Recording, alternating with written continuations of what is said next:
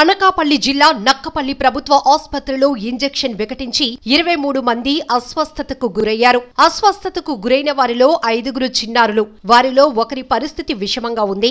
నక్కపల్లి నుండి అనకాపల్లి ఎన్టీఆర్ ప్రభుత్వ ఆసుపత్రికి తరలించారు. ఘటనపై విచారణ జరగాలని హోంమంత్రి అనిత ఆదేశించారు. బాధితులకు మెరుగైన వైద్యం అందించాలని ఆదేశించారామె. ఎన్టీఆర్ హాస్పిటల్లో చికిత్స పొందుతున్న 22 మంది పరిస్థితి నిలకడగా ఉన్నట్టు హాస్పిటల్ వైద్యులు వెల్లడించారు. ఈ సందర్భంగా area hospital deputy civil surgeon doctor Kanakadurga మాట్లాడుతూ నక్కపల్లి సిహెచ్ లోని ఇంజెక్షన్స్ వికటించి చాలా మందికి రియాక్షన్ అయినట్లు రాత్రి 12 గంటలకు తమకు ఫోన్ వచ్చిందని, ఇక్కడకు వచ్చిన 23 మందికి వణుకు, జ్వరం, వైగస్ రావటం జరిగిందన్నారు. అందులో 22 మంది రికవరీ అయ్యారని, సింహాద్రి అనే ఒక కేసు బాగా క్రిటికల్ గా ఉందన్నారు. అయితే దానికి సంబంధించి ట్రీట్మెంట్ ఇచ్చి కేజీహెచ్ కు తరలించి ఇప్పుడు ఫోన్ చేసి కనుక్కుంటే తను కూడా రికవరీ అయినట్లు తెలిసిందని తెలిపారు. రాత్రి 12 గంటల సమయంలో మాకు ఇన్ఫర్మేషన్ వచ్చింది. నక్కపల్లి సిహెచ్సిలోని ఇంజెక్షన్ ఏదో వికటించి చాలామంది పిల్లలకి రియాక్షన్స్ వచ్చాయి అనేసి తెలిసింది. మేము పీడియాట్రిక్ వార్డ్ ఎస్ఎన్సీ రెడీగా ఉంచుకున్నాము. కానీ వచ్చిన కేసులు 10 నిమిషాల్లో అక్కడ దగ్గరికి వచ్చేసాయి. మాకు అన్ని 23 కేసులు వచ్చాయి టోటల్గాను. అందులో పిల్లలు 4 ఉన్నారు. మిగతా వాళ్ళందరూ అడల్ట్సే. అందరికీ జ్వరమును, వణుకు రావడం, వైగస్ రావడం జరిగింది. దానికి సంబంధించి ట్రీట్మెంట్ అంతా ఇచ్చాము. అందరూ మార్నింగ్ కల్లా రికవర్ అయిపోయారు, బాగా అయిపోయారు. ఒక కేసు మాత్రం సింహాద్రి అనే పేషెంట్ మాత్రం కొంచెం క్రిటికల్ అయ్యారు కేసు. ఆ కేసు దానికి సంబంధించి ట్రీట్మెంట్ ఇచ్చి కేజీహెచ్ వైజాగ్ పంపించాము. ఇప్పుడు ఫోన్ చేసి కనుక్కున్నాం. ఆ పేషెంట్ కూడా నార్మల్గానే ఉన్నారు. అతను కూడా అవుట్ ఆఫ్ డేంజర్ అయ్యారు. అందరూ నార్మల్గా ఉన్నారు.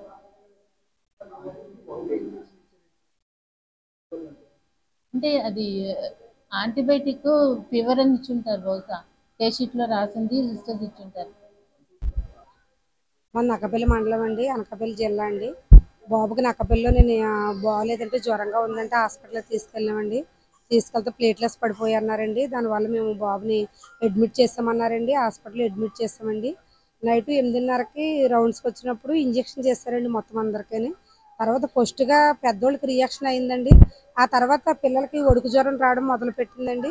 అందులోకి లోపల తీసుకెళ్ళిన తర్వాత మేడం గారు మళ్ళీ ఎవరికో డాక్టర్లు ఫోన్ చేసి వెంటనే వేరే ఇంజక్షన్లు ఇచ్చారండి. అయినప్పటికీ కూడా వీళ్ళకి ఒడుకు తగ్గలేదండి. దానివల్ల మళ్ళీ అనకాపల్లి హాస్పిటల్కి అంబులెన్స్లో ఇక్కడ పంపించారండి ట్రీట్మెంట్ కోసం.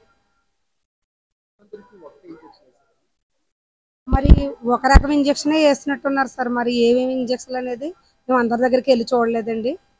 తర్వాత ఫస్ట్ పెద్దవాళ్ళకే వచ్చిందండి. తర్వాత పిల్లలకి ఒకరికొకరు రావడం మొదలు పెట్టిందండి. మాకు ఏం చేయాలో పరిస్థితిలో ఏం అర్థం కావట్లేదండి. డాక్టర్లు వాళ్ళ పని వాళ్ళు చేస్తున్నారండి. కానీ మాకు కూడా ఏం చేయాలో అర్థం అవ్వట్లేదు సార్.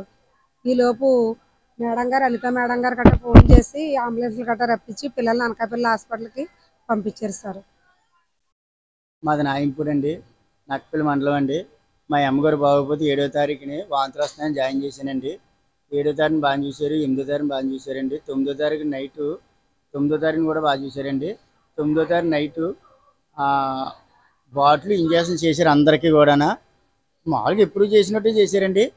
అప్పుడు ఏమైందంటే మళ్ళీ అందరికీ కూడా ఇన్ఫెక్షన్లాగా ఒడికి వస్తుందండి. ఒడికి రాగానే మేడం అనేసి డాక్టర్ గారు పరిగెట్టి వెళ్తే మేడం గారు పరిగెట్టుకొని వచ్చారండి. వచ్చిన తర్వాత అందరికీ మళ్ళీ ఇంజక్షన్లు చేశారండి. చేసిన తర్వాత ఏమో ఓఆర్ఎస్ ఏమో ఏ నీళ్ళు కలుపుకొని తాగమన్నారండి. అలాగే తాగామండి. కొంత అలా కూల్ డౌన్ అయిందండి.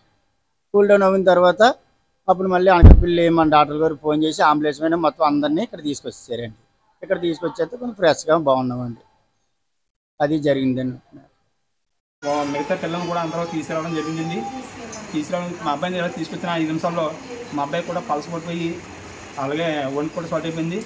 అప్పుడు 1 ఫోన్ చేసి అనకాపల్లి తీసుకురావడం జరిగిందండి. ఇప్పుడు ఎలా ఉందమ్మా? సార్ ఆ మేడం వచ్చి చెప్తున్నారండి.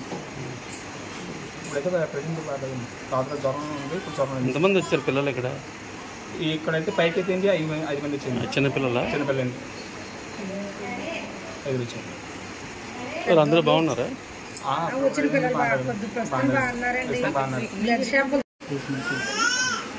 పంపిస్తే పర్వాలేదు, కాలు బాగోకపోతే తీసుకురావాలి పంపించేస్తే తీసుకొచ్చిన తర్వాత ఆ నైటు రాత్రి 10 గంటల జ్వరం వస్తుంది. జ్వరం వస్తే మేము ఏం చేసామంటే అలా కొంచెం తడిగుడ్డు పెట్టుకుంటూ ఉండకూడదు. రాత్రి సీరియస్ అయిపోయి ప్రాణానికి వస్తూ వారంతో యూరేషనాలు అయిపోయాయి సార్. యూరేషనాలు అయిపోతే అప్పుడు ఒక బైక్ ఒకటి తీసుకొని గవర్నమెంట్ హాస్పిటల్ బాబుని తీసుకొని తర్వాత అక్కడ నేను ట్రీట్మెంట్ చేసాను. నేను ఏం చేశారంటే మన తొలినాడు బాగానే ఉంది. నన్ను ఏం చేశారంటే మామూలుగా వచ్చి వాళ్ళు ఇంజక్షన్లు చేశారు సాయంత్రం. ఇంజక్షన్ చేసిన తర్వాత ఈ పిల్లలందరికీతో పాటు లాస్ట్ మా బాబుకి చేశారు. మా బాబు ఇంజక్షన్ ఇవ్వడానికి ఒక 5 నిమిషాలు గడిచింది. ఒకరికి వణుకులు వచ్చేసేసి టెన్షన్లు వచ్చి జ్వరాలు వచ్చేసి హాస్పిటల్ అంతా గోలు పెట్టేసాం. గోలు పెడితే బాబు ఇంజక్షన్ అంటే అలా కాదు లోపల తినేసేసి ఆయన వాళ్ళ అబ్బాయిని ఎప్పుడైతే బయట తీసుకొచ్చారో మేము అందరికీ కూడా బయట తీసుకొచ్చి ఇంకా ఏకంగా అంబులెన్స్ పెట్టుకొని ఇక్కడికి రావడం జరిగింది సార్.